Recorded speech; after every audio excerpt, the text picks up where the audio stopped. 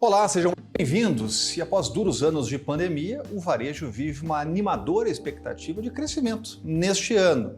Por exemplo, para o Carnaval, a estimativa prevista de vendas no país é de um crescimento de 26%. Só em Brasília, as vendas e o comércio devem bater 250 milhões de reais em movimentação. E para falar desse cenário, recebemos Sebastião Abrita, presidente do Sindicato do Comércio Varejista do Distrito Federal. Seja bem-vindo aqui ao canal Empreender. Obrigado aí pelo convite. E estamos juntos aí para empreender cada vez mais no Distrito Federal e fortalecer mais a vida do empreendedor, viu? Agora, esse é um desafio para o Distrito Federal e para o Brasil todo. Nesse momento, que a gente sabe que é um momento de muito desafio, nesse início de ano, a gente tem um cenário com uma taxa de juros elevada, então temos muitos desafios, mas temos boas perspectivas para esse ano? Sim, temos. Esse ano é o primeiro ano realmente que o carnaval vai funcionar 100%, onde nós teremos carnaval nos clubes, nas escolas, desfile de rua e, diferentemente, Brasília do passado, né? Brasília ficava um deserto na época do carnaval. Então hoje a gente está recebendo também vários turistas em Brasília, isso está movimentando muito bem a economia, a gente espera essa movimentação no comércio local. O ano passado nós tivemos um crescimento em todas as datas comemorativas em relação a 2021 e 2021 em relação a 2020 também um crescimento. Realmente é um grande desafio, mas o empresariado do Brasil inteiro sempre tem esses desafios. Quando você acha que a coisa está acomodando, tem alguma novidade, entendeu? E com essa movimentação do novo governo, pessoas mudando para Brasília, outros indo embora de Brasília, essa movimentação faz com que você movimente alguma parte da economia. E com relação aos juros, a gente espera que aos poucos esses juros vai diminuindo, para que o empreendedor possa empreender com mais facilidade, abrir novas lojas, né? Por quê? Porque o varejo é um dos maiores geradores de emprego no Brasil. Não só em Brasília, como no Brasil. Então, a gente, à frente da presidência do Sindicato Varejista, a nossa missão, cada dia mais, é valorizar esse empreendedor. Porque eu costumo dizer que hoje, quem tem uma grande rede de loja, né, que vai aí de 5 a 500 ou 1.000 filiais, né, um dia ele foi pequeno. Ele foi um pequeno varejista. Então, o nosso desafio hoje é dar uma cobertura para esse pequeno varejista para que, se ele manter no mercado e cada dia abrindo mais uma filial. Então, é muito importante os treinamentos, a da área financeira, ele ter uma boa assessoria para ver que tipo de ramo de atividade que ele abre, em qual local no Distrito Federal, né? No Distrito Federal hoje a gente tem mais de 33 regiões administrativas. Também gostaria de falar para você o trabalho nosso, né, que a gente iniciou o ano passado, que é o Sindicato Varejista nas cidades, com o apoio da FEComércio, do SENAC, do SESC, para a gente mostrar para esse empreendedor que toda aquela estrutura que ele tem direito, né? Desde treinamento, academia, escola para os filhos, e às vezes por desinformação ele não usa. Então a gente vai até a cidade, monta a estrutura, passa alguns dias lá, antes a nossa equipe visita o comércio em geral para a gente ver as necessidades. Então, a gente está tentando ficar mais próximo desse empreendedor, porque realmente o passado foi muito difícil do que aconteceu da pandemia. Agora, o empreendedor ele tem que realmente ser valorizado, né? Porque é um batalhador, depois de tudo que passou, pandemia, agora novas oportunidades foram criadas também. Interessante o senhor falar sobre a questão dos juros, porque hoje o Brasil está num patamar aí dos juros mais elevados do mundo. E quando as pessoas ouvem falar de Copom, alta taxa de juros, às vezes elas não entendem que isso impacta diretamente na ponta, né? E para o empreendedor, por que ele precisa de uma política de, por exemplo, juros mais baixos para conseguir alavancar, para conseguir investir mais, né? Por que esse cenário é importante para o varejista? Porque, na maioria das vezes, a pessoa que inicia o pequeno comércio, ele partiu de uma economia ou de um PDV que ele saiu do emprego. Ele tem um sonho de empreendedor, de ser empreendedor no país, e ele começa a desenvolver esse trabalho. Mas muitas das vezes, por falta de experiência, ou uma assessoria errada, ou uma compra errada, né? um número maior de estoque que ele fez num determinado produto e não girou a tempo, ele precisa de um capital de giro. Agora, quando ele equaliza esse capital de giro, ele pega um outro capital de giro para investir na próxima loja. E quando o juro é muito alto, praticamente você trabalha só para pagar juro. Mas eu vou te falar uma coisa, esse juro ele não tem que ser menor só para o empreendedor, não, ele tem que ser para o consumidor também. Porque quando você tem um juro muito alto para o consumidor, quando ele parcela suas compras ou quando ele parcela no cartão de crédito, isso faz com que diminua o poder de compra. E o que a gente precisa fazer? Nós precisamos de aumentar o poder de compra do nosso consumidor. E quando a gente diminui, por exemplo, a carga tributária, desonera a folha, a gente consegue com que o empresário também possa remunerar melhor o seu funcionário. Então, o ano passado a gente teve uma batalha muito grande com relação à desoneração da folha. A gente vai continuar esse ano a batalha. Também com a atualização do Simples Nacional, que foi criado em 2006, a gente está pedindo o mínimo, que é a atualização, através do deputado lá, Marco Bertaioli, que é da frente, a gente precisa de aprovar. Para quê? Para que dá mais fôlego para esse empresário, para que ele gere mais emprego e renda. O que o governo tem que entender é o seguinte, que quanto mais gira produto, mais se arrecada imposto. Entendeu? Então e mais pessoas saem da informalidade. Quando o imposto é pagável, ele sai da informalidade. E o empresário quer sair da informalidade, ele quer dormir. Então a gente precisa de dar condições para que isso aconteça. Eu acredito que esse ano a gente vai conseguir isso e cada dia mais fortalecer esse empresariado em Brasília, que é a nossa missão. Interessante que esse assunto já foi até pauta aqui no A Entrevista, no canal Empreender, com a frente do empreendedorismo no Congresso Nacional. E essa é uma luta antiga dentro do Congresso, que é a atualização do Simples. Porque se o empresário ele sai do Simples por falta dessa atualização, ele cai numa carga tributária muito maior e às vezes inviabiliza até o negócio, né? Com certeza, inviabiliza o negócio ou então ele vai pegar e vai abrir a empresa no nome de outras pessoas para permanecer no Simples. E a ideia não é essa, porque qual que é o pior momento assim que eu digo da empresa? É às vezes a empresa ser média com despesa de empresa grande, entendeu? É passar da média para grande, da pequena para média, certo? E aí ele precisa de criar outras alternativas que na visão nossa não é uma alternativa assim viável e correta. A gente tem que aumentar e atualizar o valor do Simples Nacional, porque qual a inflação que já teve de 2006 para cá? Dá condições para o empresário gerar emprego e renda. Eu acredito o seguinte, que anteriormente as pessoas ficavam muito individualistas e hoje não. Sociedade civil, empresários, políticos têm que estar assim, bem unidos, de mãos dadas, para a gente, cada dia que passa, melhorar a situação e o ambiente de negócio para o empreendedor. Da mesma forma que foi melhorado para a agricultura, para o agronegócio. Você vê o que era o Brasil em 1985 e o que é o Brasil hoje em nível de produção e pecuária, entendeu? Então, o empresário varejista do comércio, ele precisa de taxa de juros igual a que eles têm. O empreendedor do agro, às vezes, paga o financiamento com o próprio resultado da produção.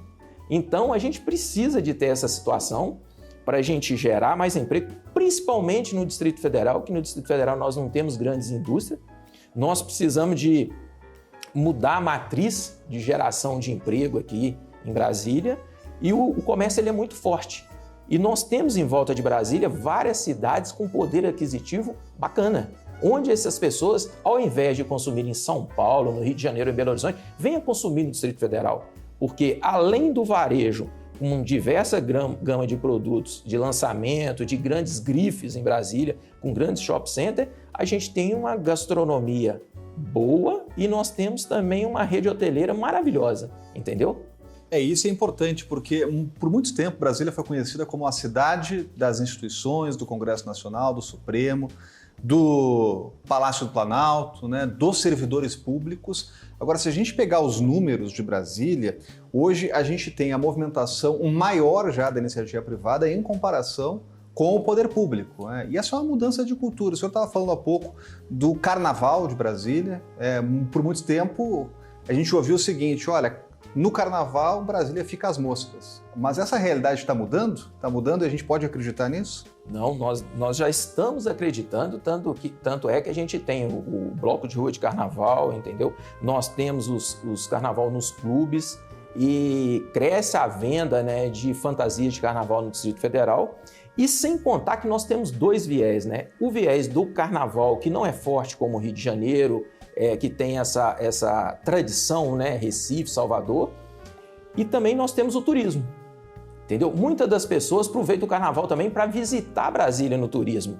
Por quê? Porque Brasília, muito dos brasileiros não conhecem a capital. Então, às vezes, eles aproveitam essa oportunidade para estar visitando Brasília. Então, é uma outra oportunidade que o governo do Distrito Federal tem e está fazendo e vai ampliar mais ainda, é o turismo cívico em Brasília, principalmente nesse período do carnaval, porque às vezes tem pessoas que não gostam do carnaval, vêm conhecer Brasília. E aquelas pessoas que saíam de Brasília para participar do carnaval, hoje não precisa. Hoje a gente tem o carnaval de rua, a gente tem o carnaval nos clubes, e sem contar que tem bares também no clima de carnaval. A gente vai a um rápido intervalo e volta já. Hoje recebendo Sebastião Abrita, presidente do Sindicato do Comércio Varejista do Distrito Federal, o Sindi Varejista, então não saia daí, a gente volta em seguida.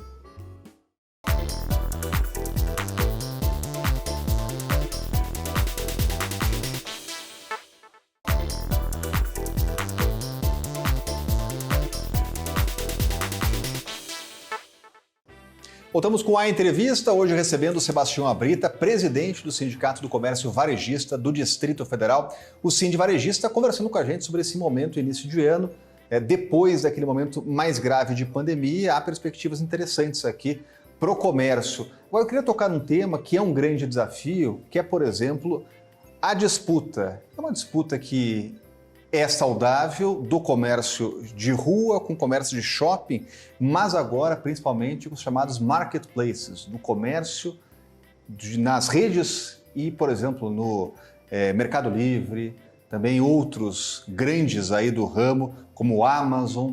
Como o varejista ele lida aí com essa nova realidade e com essa disputa, que é uma disputa internacional? O que acontece? Hoje, esse mercado híbrido, né, ele já vinha sinalizando que ele ia acontecer, ele aconteceu nos Estados Unidos, e a Amazon, por exemplo, tornou-se a maior rede de venda online, mas hoje ela já retrocedeu e também, juntamente, é a maior rede de varejo de compra presencial nos Estados Unidos. A gente entende que o varejista em Brasília, ele tem que ter o modelo híbrido, a venda presencial e a venda pela internet. Pelo contrário, a gente, com relação aos consumidores, né, e os lojistas de shopping center e o lojista de rua, a gente está aí para apoiar ambos, porque a gente tem o perfil consumidor que gosta do shopping center e tem o perfil consumidor que gosta da loja de rua. Hoje a gente entende que a loja de rua, o maior problema dela, o maior gargalo é estacionamento. Nós precisamos de equalizar essa situação de estacionamento em algumas regiões de Brasília para facilitar o acesso do consumidor. O shopping center é um público que gosta de uma situação mais confortável e tudo, mas nós temos público para os dois consumidores. Durante a pandemia, você viu aí que a loja de rua cresceu, teve alguns momentos, né, que o comerciante ficou muito com dificuldade financeira para se manter a estrutura de shopping center, então mudou o tipo de lojista no shopping. Mesmo o shopping center, com essa venda pela internet, ele também teve que mudar.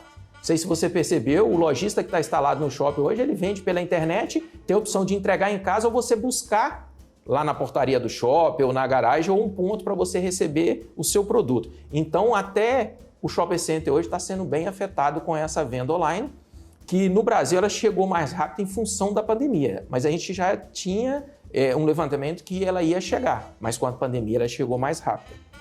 Então, nós do setor varejista, a gente apoia mais a venda presencial, a compra presencial, o consumidor vai de forma presencial na loja do seu bairro ou em qualquer outra loja nas cidades, nas RAs de Brasília, porque isso fomenta o emprego e a renda. Quando muitas das vezes você compra online, essa empresa não está instalada em Brasília, esse faturamento vai para outro estado. E a gente entende que a gente cada dia mais fortalecendo o varejo de forma presencial, a gente vai estar gerando mais emprego e dando oportunidade das pessoas estar trabalhando. Como eu te disse, a gente não tem grandes indústrias, mas o varejista hoje ele tem que estar no Instagram, no Facebook, o vendedor ele tem que estar atualizado, conhecendo o perfil do seu consumidor, para que quando chega uma coleção nova de roupa, sapato, bolsa, principalmente para o público feminino, para ele estar enviando para esse consumidor essa nova coleção. Então ele tem que ter todos esses canais de comunicação para ele chegar na frente do grande. Eu acho que cada dia que passa eles estão especializando mais, o Centro de Varejista está tendo esse apoio a eles, e o Sebrae, o Senac com treinamento, entendeu?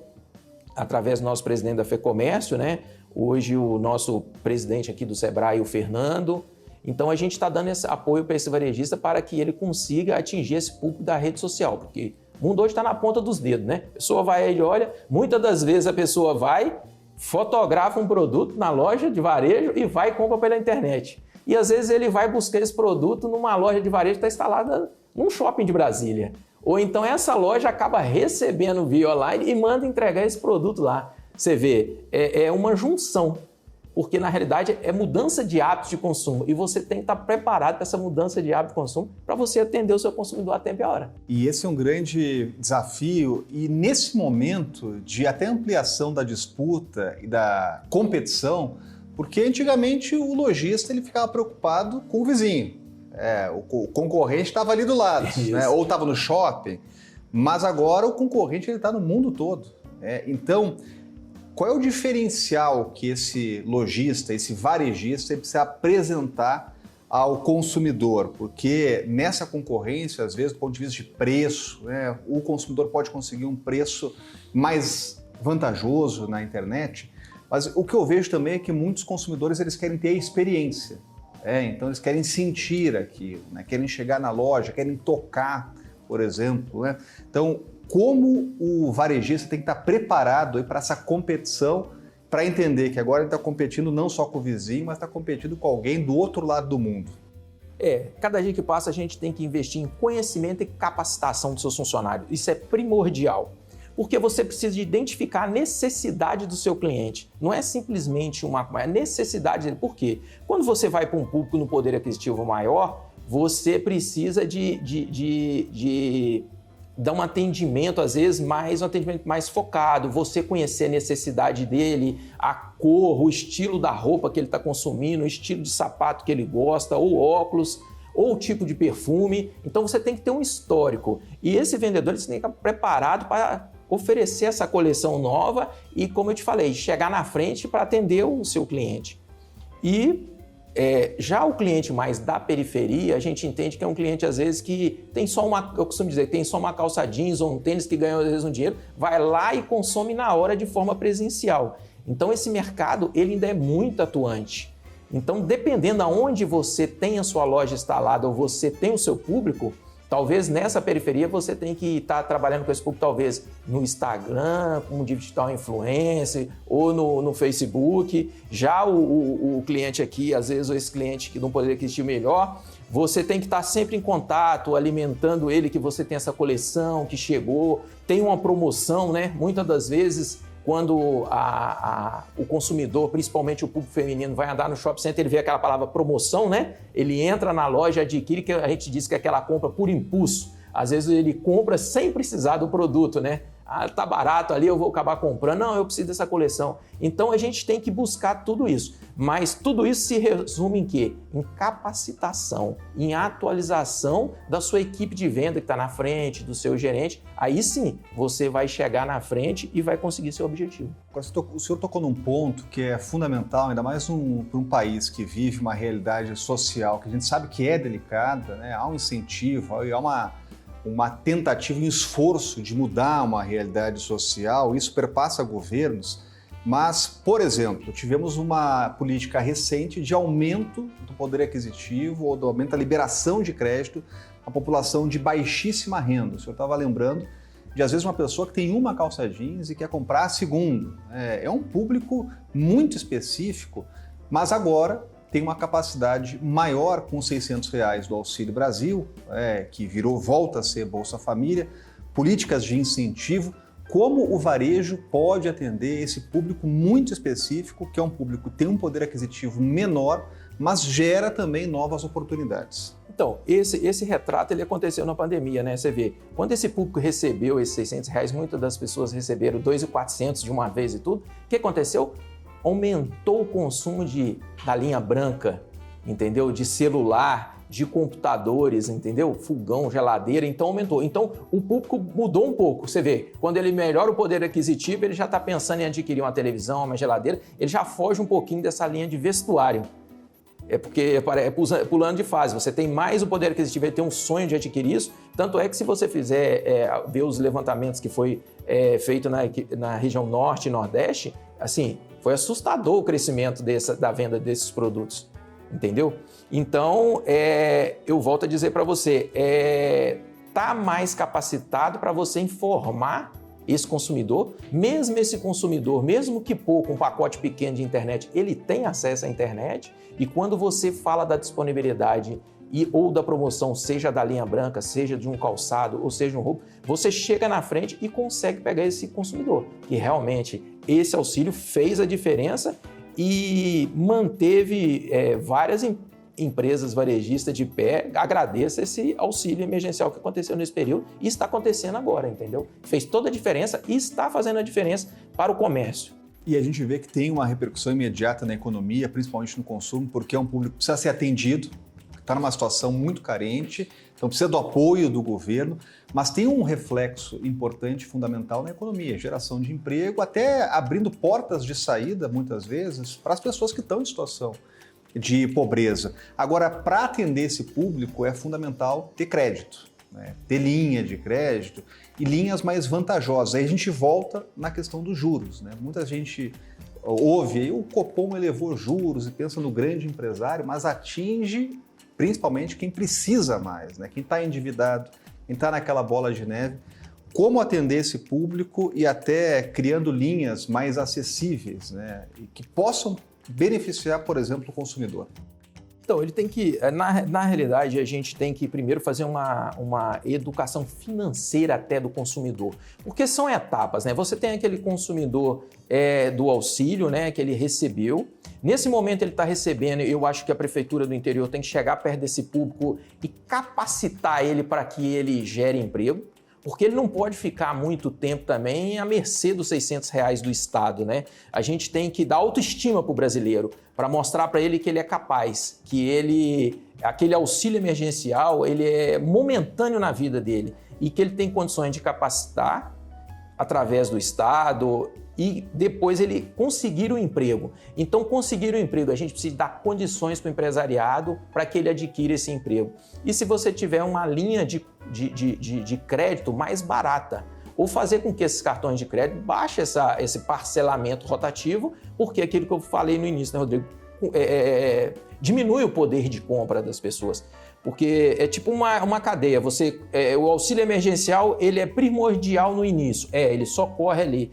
Mas ele tem que capacitar a pessoa para mostrar para ele que ele tem condições de trabalhar. E muitas das vezes tem pessoas que falam, eu estou recebendo auxílio, eu não quero. A pessoa parece que entra na zona de conforto. E a pior situação da pessoa é no conforto. Seja ele no conforto muito bom, ou seja ele no conforto assim ruim, ele acomoda e não pode ficar acomodado.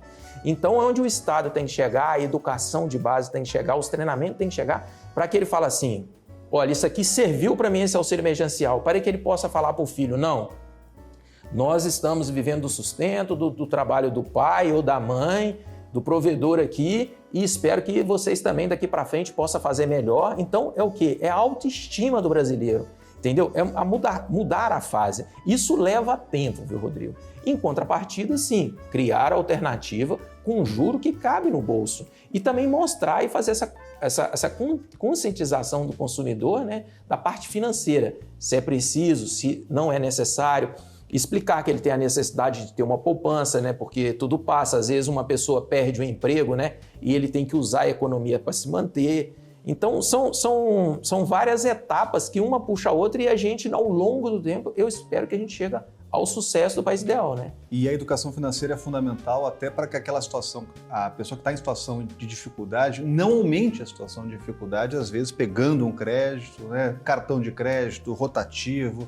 Também a questão lá da facilidade, quanto mais fácil o crédito, às vezes tem uma situação que pode se tornar uma bola de neve, então é fundamental. Agora a gente está chegando ao fim do nosso A Entrevista, mas antes de concluir, para quem está nos acompanhando, o empreendedor, o varejista, como pode ter contato com o Sind Varejista, E qual é a primeira porta aí de entrada para ter essa parceria com o Sindi Varejista? Olha, a porta de entrada basta você entrar no nosso site, né, sindivarejista.com.br, ou então tem um link lá que você fala com o presidente.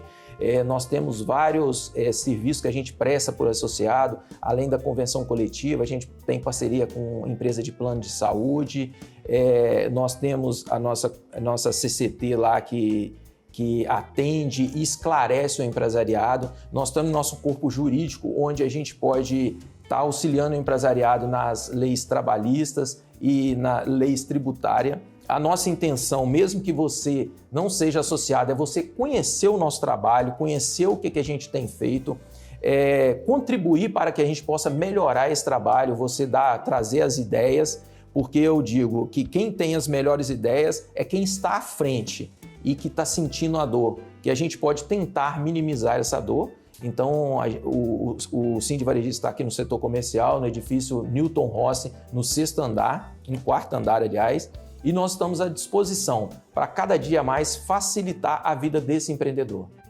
E já quero agradecer você que nos acompanhou e o presidente do Sindicato do Comércio Varejista do Distrito Federal, Sebastião Abrita, para deixar o espaço aberto aqui para novas entrevistas no canal Empreender. Muito obrigado. Eu que te agradeço aí, Rodrigo, a oportunidade. E agradeço a você que acompanhou a entrevista, já deixando o convite também a você acompanhar as novas entrevistas aqui no canal Empreender. Então, muito obrigado e até a próxima.